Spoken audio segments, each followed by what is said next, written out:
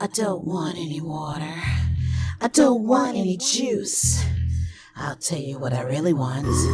Just shut up and give me my whiskey! Whiskey! Whiskey! In a hammock. Whiskey in a hammock. How's it going, everybody? Welcome back to another edition of Whiskey in a Hammock. I'm Eric. And I'm Chris. And today we are doing Chattanooga Whiskey with our new friend, Chris Helmly, who is the state sales manager for Florida, for Chattanooga Whiskey. Today we're going to be reviewing 91 and 111. A two for today. All brought to us by our good new friend, Chris. What's up, guys? So, Chris, do you want to go over the yes, our how process, we do things? Our review process. So what we do normally is we break the seal, do it neat, pour it in the glass, give it a nose, give it that taste, then give our opinion. Then we add a couple ice cubes, let it melt a little bit, see what changes the flavor, changes the nose, and then we give another review. And then we almost like a full melt. If that's possible. I don't know if If that's possible. It's cold today in Florida, so I don't know if that's going to happen. Okay, so we're gonna try. I feel like I should say something here. For all of my northern people that are watching this, it's like 50 degrees out in Florida. I've been here long enough where it's freaking cold now. So if you see my lip quivering, I don't want any text messages. I don't want any whatever saying that, well, I probably heard trying to say that, didn't yeah, it did. It hurt a little bit. So it is cold. We are in Florida. I'm warm. And I don't feel a thing. he's lying. His lip was quivering a minute ago. I swear to God it was. Swear to God it was. All right. So let's give it a nose and tell us a little bit about it. Yeah. So Chattanooga Whiskey is the only Tennessee high malt bourbon. So straight bourbon whiskey, Tennessee high malt is our style of a straight bourbon whiskey that exudes a rich complexity in bourbon. So you'll notice it is a flavor bomb of a bourbon. there's no burn. No. I got a little bit of a burn, but I mean it's still smooth. So you got that malted rye on there. So you're getting a little bit of those baking spices that you get out of that malted rye. Is this a rye? So we are a bourbon. So 75% corn.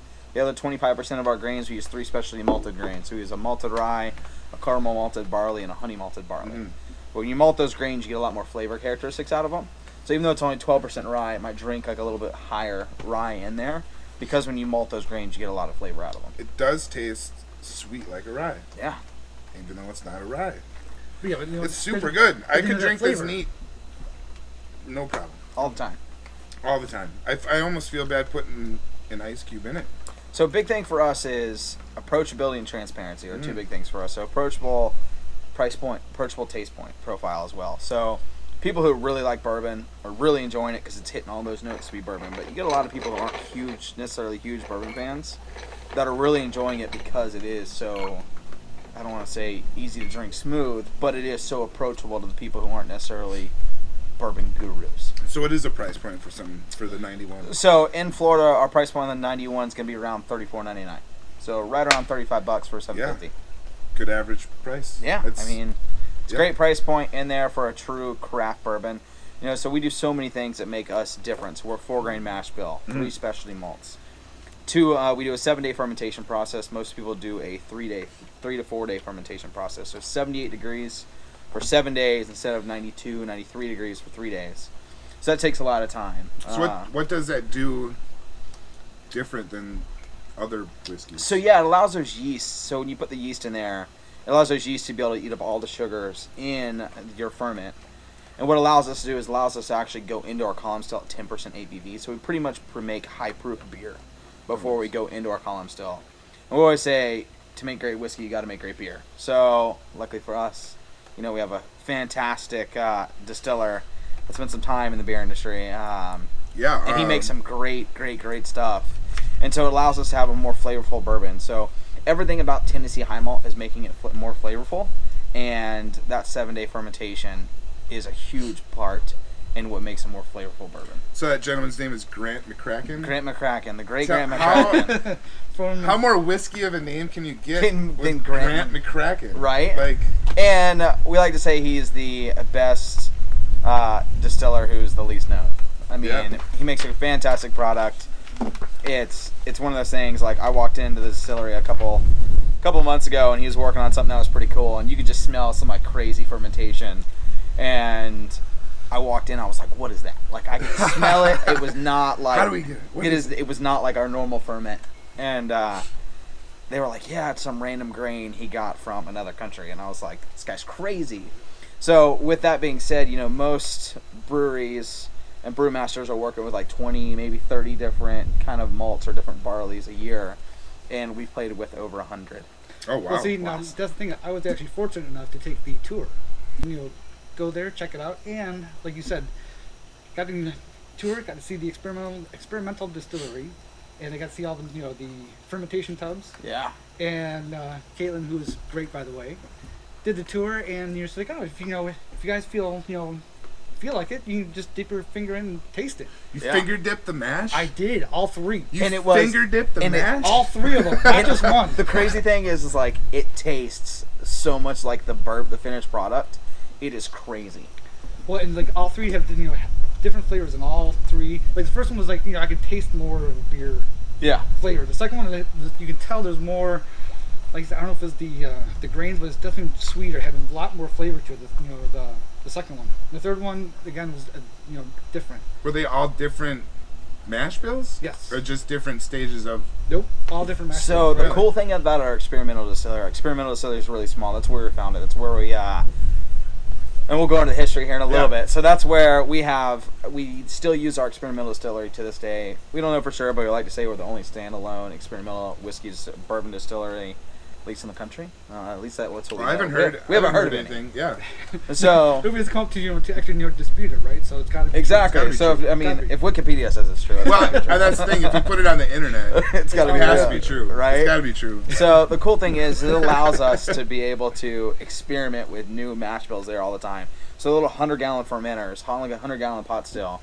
And that's actually where we were actually founded on our 91. So we taste, and it's kind of our proving grounds for bourbon. So there's a lot of releases that we have that stay out of our experimental distillery that stay there. And we have a lot of stuff that's where 91 and 111 was founded. Mm-hmm. And then it ramped up into our Riverfront distillery. So I actually have a question about that because 91, Yes, it's 91 proof. correct. Was it also the 91st barrel? It was. So when we came out with our experimental distillery, we tasted through over 100 different barrels.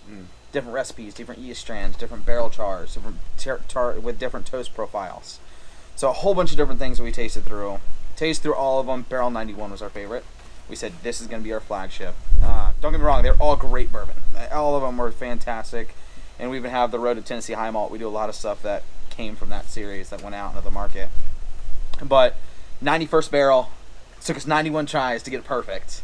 How cool is that? And we feel like we did. So 91, barrel 91 proof.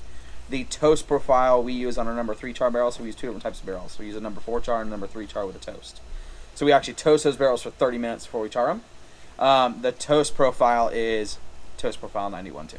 Well, Oh, no kidding. Yeah, so a whole So bunch of things kind of fall back into itself. That's amazing. That's all right. awesome. So why don't we take another? Yeah, let's do it. Our ice. It's not like a hot day here in Florida because the ice cube is still in there. So hopefully it changed it, or maybe not, changed the profile a little bit. We're drinking whiskey in 54 and freezing our asses off. But as far as this goes, Yeah. What do you think? I mean, think the ice watered it down too much. I liked it neat. well, Personally, I think like you said, at 91, you don't get that. Like you said, you get the the finish. You don't. You don't like that alcohol. You know, yeah. the burn. I didn't right? have the burn That astringency. at all. Yeah. It's very fruity.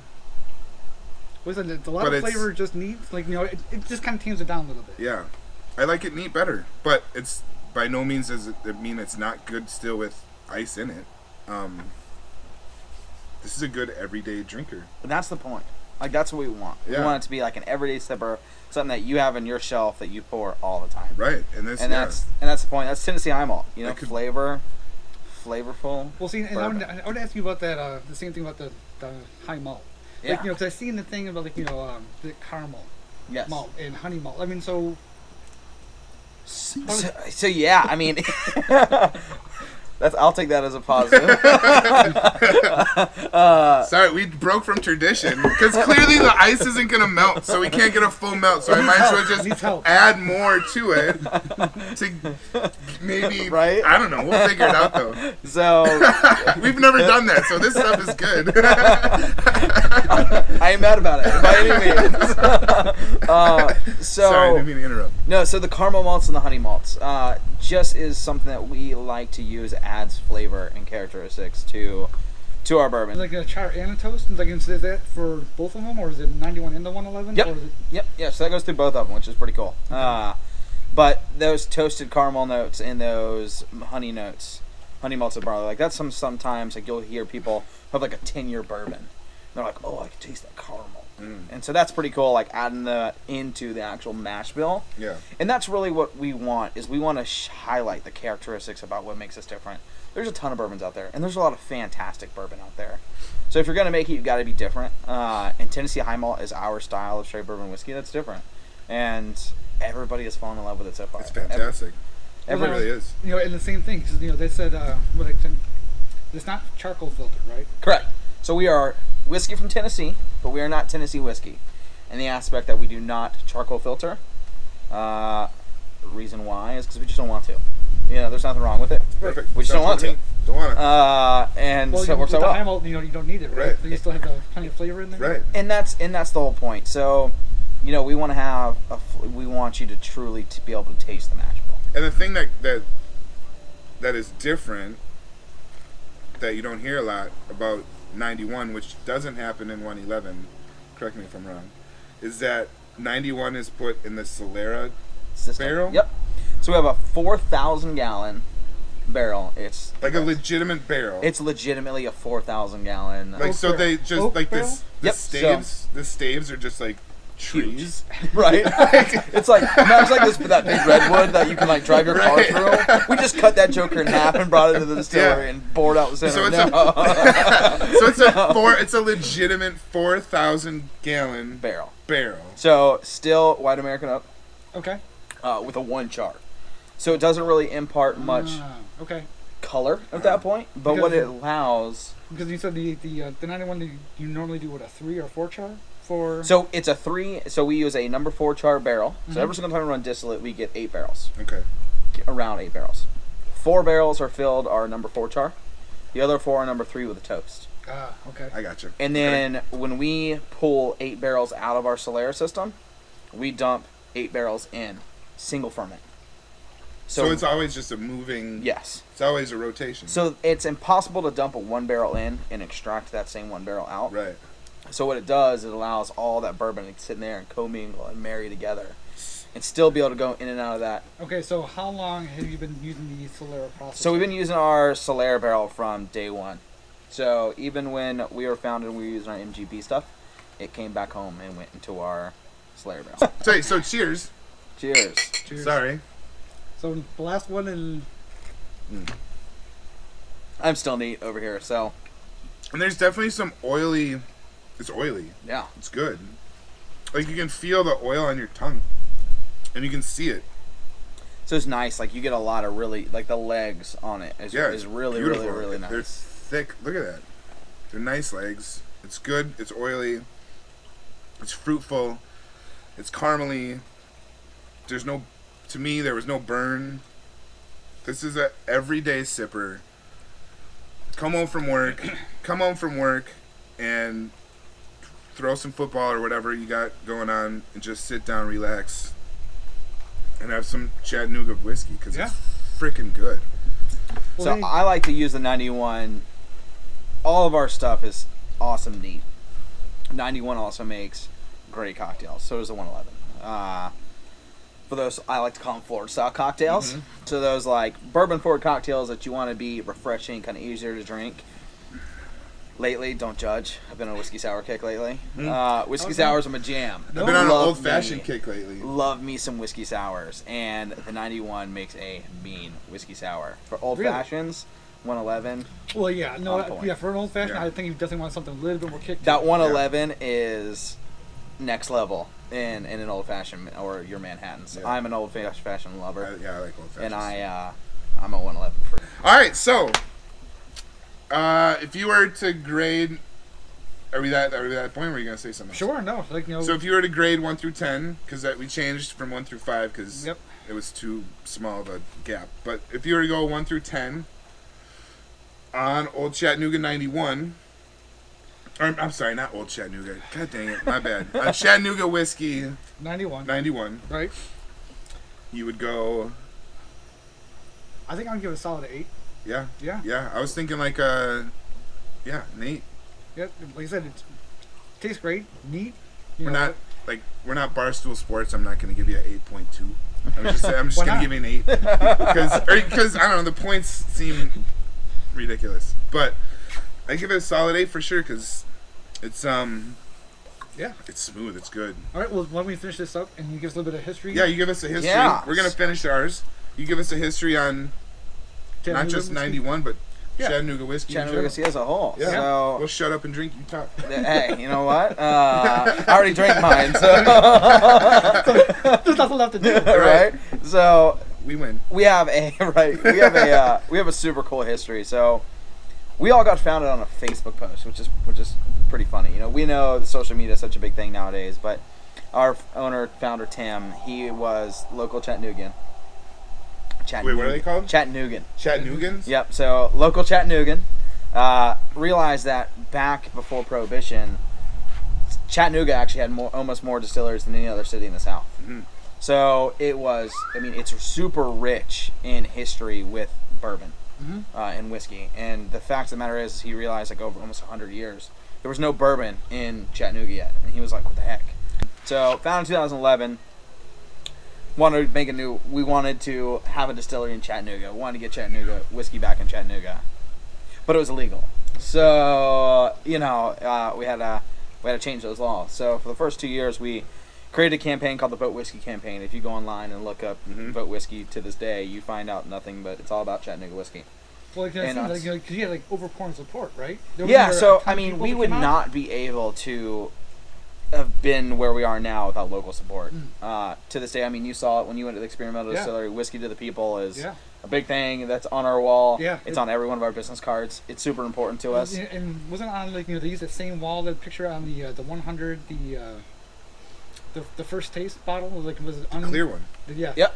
The Yep. one that was the non-barreled, right? So our white dog. Yeah. Yeah. Yeah. So that was yeah. So it's cool, man. It's one of those things where it's like without the local support, we would not have been able to do what we are now. We would not be here. So we lobbied for 2 years to help change those laws to be able to even have a distillery in Chattanooga.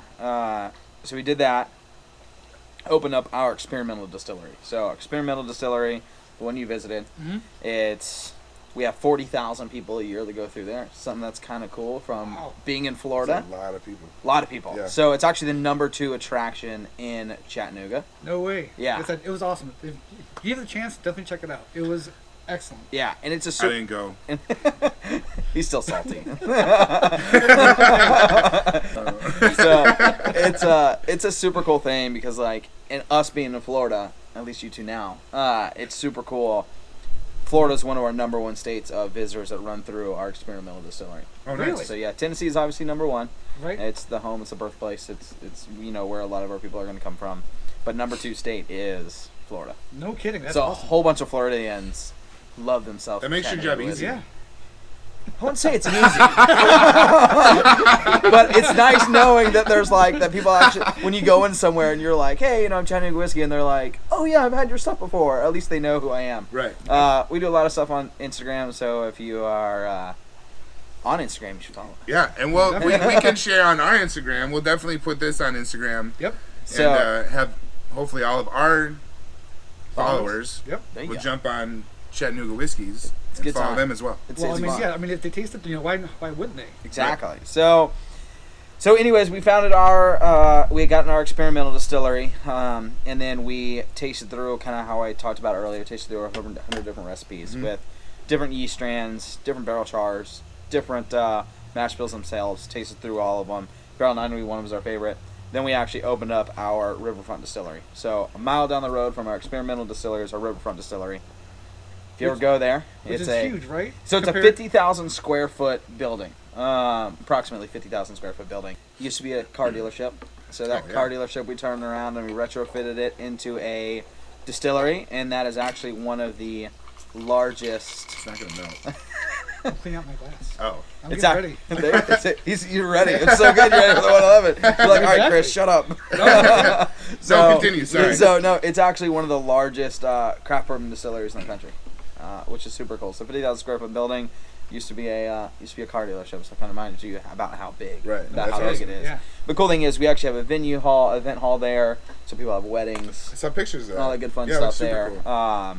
Makes a really cool place. So it's nice. It allows us to have some other streams coming in. Yeah. Allows us to keep the cost down, which is great. Nice. Which is great. Which is, that's important, right? Yeah. Right. Right. That's So- super important.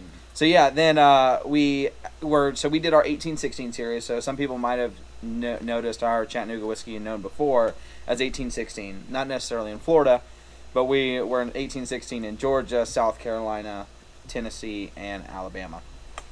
And so 1816 was our MGP offering that we had before we made Tennessee High Malt 100% made in Chattanooga. So, Well, it was weird as when we first got into this whiskey in a hammock thing, we had no idea that We thought that everybody we distilled thought their own. everybody Yeah. distilled their own stuff. So when we started deep diving this, we were like, wait, this is a fraud.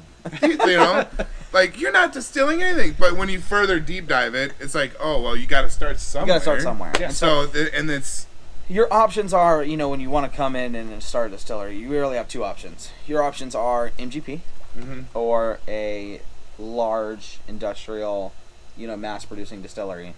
Or you just start doing some neutral grain spirits. They'll pay the bills in the meantime. Right. So Yep. you'll start to see some people like running off of vodka, running Yep. off of gin. Some neutral grain spirits, That, some you know, non-aged that- stuff. Yeah, non-aged. So then that way you're not waiting 5 You're not years, se- 2 yeah. years, or whatever. Right. for Exactly, to processing. try to get something to a point where you can have a product you can sell. So that's what a lot of people do. We did not. We're Chattanooga Whiskey, and that's all we do. It's bourbon and whiskey. That's all we do. Right. I dig it. You do it and you do it well. Thanks, man. I appreciate it. It's fun. So it's cool stuff. So our 1816 series is no longer available. You might be able to find some laying around here and there. But so now You don't make it at all? No. No. So It's no longer out there. no longer out there. Really? Unless you go into a I store took that a might lot have of some notes on leftover. 1816 with like. Hey, We did a lot of What? really. And I tell you what, if you see 1816, it is a fantastic bourbon. It's a traditional style bourbon, a mash bill. I don't know the exact number, but it's around 20% rye, and it is a fantastic bourbon. So if you see it, it's definitely a great product. Right. well, see, of course, being there at the tour, I actually, picked up a bottle of the 1816 cask. So, Okay. You gotta hold on to that then. well, I mean, that's for a later review. 113.6 proof, super recognizable. 113.6 Wow. in our cask, and then our reserve was I think 80. So none of the 18, like not even the natives, the beer, So you can get some of our barrels and all that.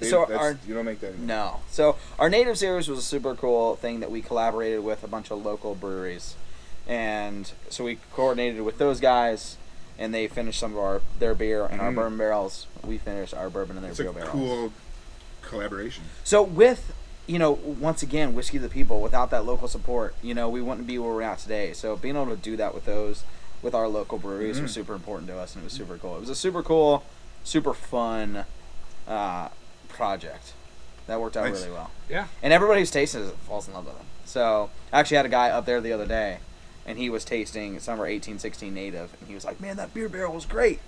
I was like, "Yeah, man, it's fantastic." So it was the 1816 got us to where we are now. We knew that when we came out with our Tennessee High Malt, we knew that we had to have something that was better. I'll say. Right. Yeah. And 1816 was fantastic, but we knew we had to have something that was going to be a better product, more flavorful bourbon, at least different.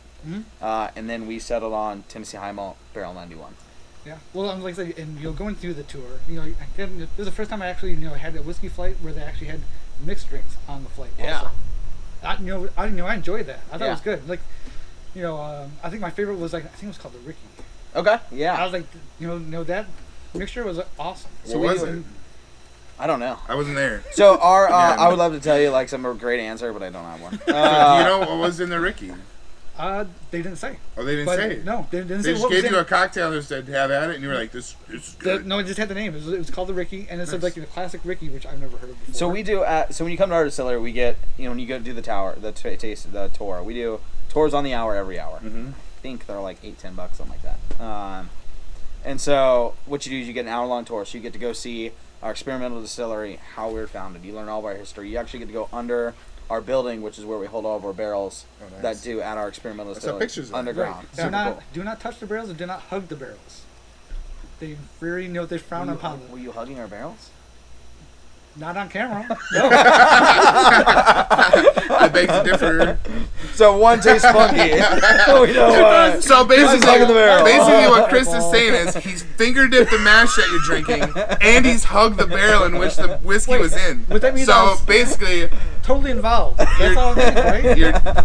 you're probably having a little Chris with your whiskey. Too far, man. He's a good-looking dude, though. I mean, go for it. Have at it.